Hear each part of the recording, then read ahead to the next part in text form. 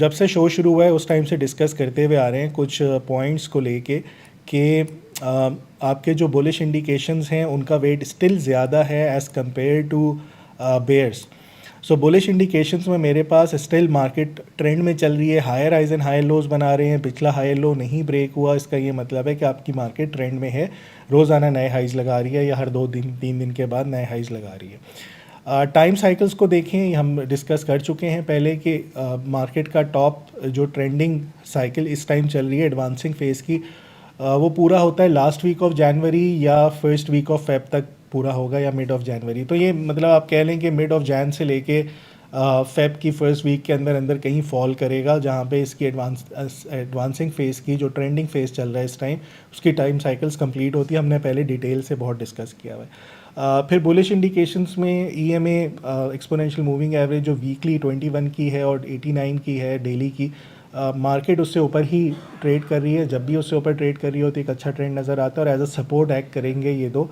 बहरहाल ये बहुत नीचे हैं, इनके सपोर्ट यहाँ से 10-12 हज़ार पॉइंट्स नीचे बनती है, बट स्टिल अगर करेक्शन आती है तो ये फिर एज अ सपोर्ट वो करेंगे। फिर हमने डिस्कस किया लास्ट मंथ, हमने अक्टूबर का सीजनल्स को देखा था, उसमें अक्टूबर बहुत अच्छे तरीके से परफॉर्म किया। फिर हमने नवंबर का महीना देखा कि ये भी बुलिश है, स्टिल बहुत अच्छा परफॉर्म कर रहा है। तो सीजनल्स के ऊपर भी मार्केट काम कर रही है।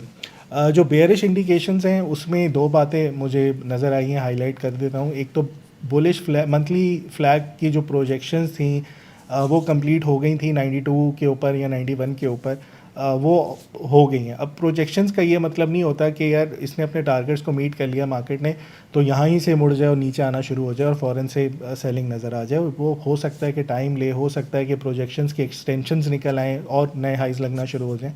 सो एक ये कंसर्न था। दूसरा, अब डेली टाइम फ्रेम के ऊपर पहली दफ़ा ऐसा हुआ है पिछले इस वाली एडवांसिंग फेज़ में जुलाई 2024 के बाद कि इंडेक्स ने डाइवर्जेंस बनाना शुरू कर दी है, बेयरिश डाइवर्जेंस के higher highs and higher lows लग रहे हैं, लेकिन RSI ने उसका साथ देना छोड़ दिया है। इसका ये मतलब है कि ये डाइवर्जेंस बन गई है यहाँ पे। अब डाइवर्जेंस क्या ख़तरनाक होती है, पहले जो इंडेक्स के ऊपर डाइवर्जेंस आई थी वो डाइल्यूट हो गई थी, उसका कोई ख़ास इम्पैक्ट नहीं आया, बस मार्केट साइडवेज हो गई थी उसको अपने साथ सिंक करने के लिए।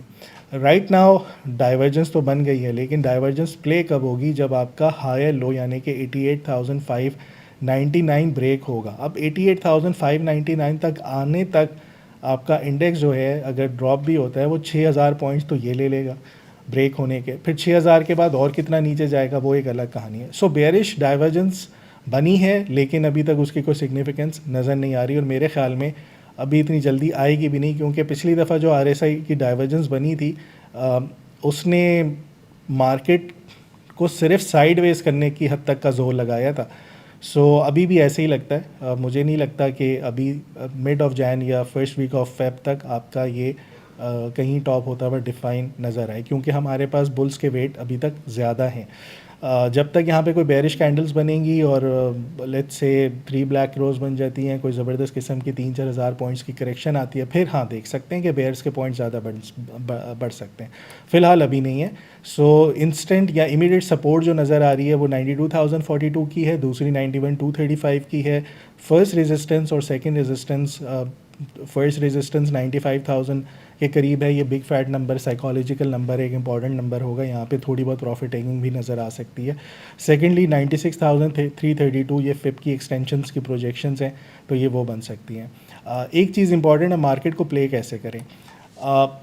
पहले हम इंडेक्स ओरिएंटेड स्टॉक्स पे जा रहे थे, ब्लू चिप्स के ऊपर, जहाँ पे फर्स्ट ईयर स्टॉक्स हम रिकमेंड कर रहे थे, जो आपके यूजुअली 100 इंडेक्स में होते थे। जो 4 मेरी पिक्स होती थी उसमें से 2 एटलीस्ट 100 इंडेक्स के शेयर्स होते थे।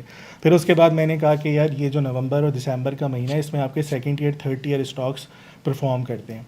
अब मुझे लगता है कि चूँकि हर कोई second year third year stocks में आया हुआ है और अगले एक हफ्ते के बाद आपका रोल ओवर वीक है, सो मुझे लगता है second year third year stocks आपके रोल ओवर वीक तक ही चलेंगे। फिर उसके बाद थोड़ा सा ना ये साइडवेज हो जाएंगे और फिर फ्रस्ट्रेट करेंगे। और जो ये second year third year stocks में कोई बंदा फंस जाए ना, फिर उसकी फील्डिंग टेस्ट मैच से भी ज़्यादा होती है, लंबी हो जाती है।